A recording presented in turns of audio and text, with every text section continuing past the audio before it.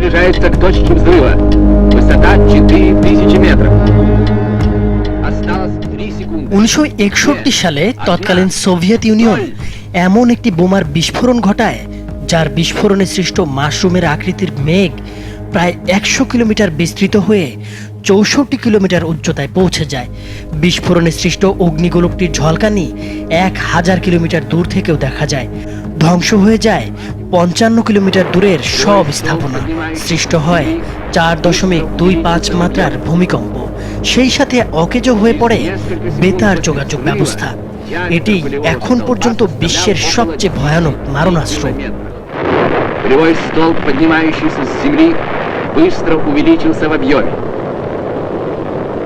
Через несколько секунд после взрыва диаметр полевого столба составлял около 10 километров. 2022 সালে Russia Ukraine আক্রমণ করলে সবাই ভেবেছিল ইউক্রেন সহজেই পরাজিত হবে, কিন্তু 2 বছর অতিবাহিত হয়ে গেলেও এখনো বিজয় নিশ্চিত করতে পারেনি বিশ্বের অন্যতম শীর্ষ পরাশক্তি রাশিয়া। এর মধ্যেই ন্যাটো সদস্যপদ এবং F-16 যুদ্ধ বিমান পাওয়ার সম্ভাবনা তৈরি হয়েছে ইউক্রেনের। যদি ইউক্রেন এসব পেয়ে যায় তবে সম্ভবত পরমাণু যুদ্ধ দেখবে বিশ্ব। ইতোমধ্যে পারমাণবিক অস্ত্র ব্যবহারের হুমকিও দিয়েছে রাশিয়া। যুদ্ধ আরও দীর্ঘায়িত হলে এবং যুদ্ধের ফল নিজের অনুকূলে না গেলে ভ্লাদিমির পুতিন পারমাণবিক অস্ত্র ব্যবহার করে বসতে পারেন বলে মনে করেন অনেকে। পারমাণবিক বোমা কতটা বিধ্বংসী হতে পারে তা আমরা দ্বিতীয় বিশ্বযুদ্ধে দেখেছি।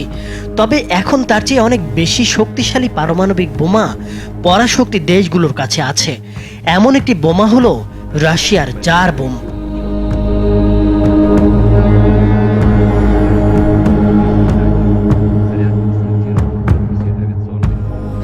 দ্বিতীয় বিশ্বযুদ্ধে জাপানের 2টি শহর ধ্বংস করা লিটল বয় আর ফ্যাটম্যানের চেয়ে জার বোমা 1000 গুণ বেশি শক্তিশালী।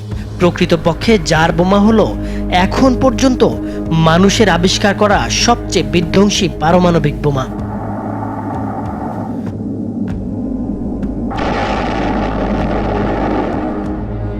1952 সালে পৃথিবীর প্রথম হাইড্রোজেন বোমার পরীক্ষামূলক বিস্ফোরণ ঘটায় যুক্তরাষ্ট্র।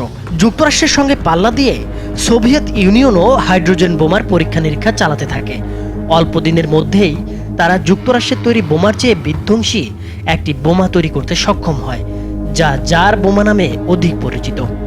প্রথমে 100 মেগাটন টিএনটি সম্পন্ন এবং ফ্যাটম্যানের চেয়ে 5000 গুণ বেশি ক্ষমতা সম্পন্ন বোমার নকশা করা হয়। তবে এত ক্ষমতা সম্পন্ন বোমা বহনকারী বিমান বিস্ফোরণের পর ফিরে আসার মতো পর্যাপ্ত সময় নাও পেতে পারে। এই চিন্তা থেকে বোমার ক্ষমতা অর্ধেকে নামিয়ে আনা হয়। বোমাটি তৈরি করার পর এর ওজন দাঁড়ায় 27 মেট্রিক টন, যার দৈর্ঘ্য 8 মিটার এবং প্রস্থ 2 মিটার।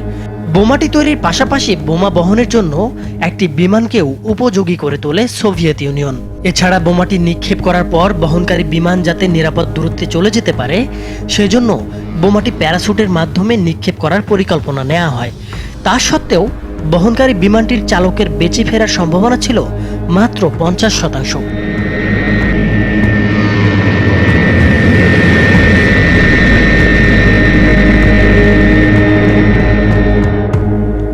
1961 সালের 30 অক্টোবর বোমাটিকে উত্তর মহাসাগরে অবস্থিত নোভোয়া জেমলিয়া দ্বীপের ওপর নিয়ে আসা হয়।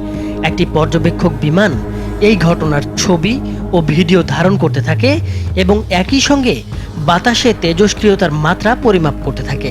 বোমাটিকে 10.5 কিলোমিটার ওপর থেকে প্যারাশুটের মাধ্যমে মুক্ত করা হয় এবং সেটি বিস্ফোরিত হয় ভূমি থেকে 4 কিলোমিটার উপরে। ততক্ষণে বহনকারী বিমানটি 39 কিলোমিটার এবং পর্যবেক্ষক বিমানটি 54 কিলোমিটার দূরে চলে আসতে সক্ষম হয়। তা সত্ত্বেও বিস্ফোরণের শকওয়েভ বহনকারী বিমানটিকে 1 কিলোমিটার দূরে ভাসিয়ে নিয়ে চলে যায়। তবে ভাগ্যক্রমে বিমানটির কোনো ক্ষয়ক্ষতি হয়নি। বোমাটির বিস্ফোরণে 56 মেগাটন টিএনটি নির্গত হয়। বিস্ফোরণে সৃষ্ট মাশরুম আকৃতির মেঘ প্রায় 100 কিলোমিটার বিস্তৃত হয়ে 64 কিলোমিটার উচ্চতায় পৌঁছে যায়, অর্থাৎ বায়ুমণ্ডলের স্ট্র্যাটোস্ফিয়ার পার হয়ে মেসোস্ফিয়ারের মধ্যে চলে যায়।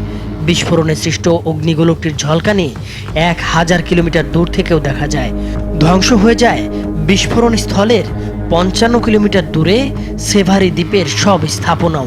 ভূপৃষ্ঠের 4 কিলোমিটার ওপরে বিস্ফোরিত হওয়ার পরও এর শকওয়েভ 4.25 মাত্রার ভূমিকম্প সৃষ্টি করে এবং বেতার যোগাযোগ ব্যবস্থা হয়ে পড়ে সম্পূর্ণ অকেজ। এই জার বোমা ছিল পৃথিবীতে বিস্ফোরিত সবচেয়ে শক্তিশালী বোমা।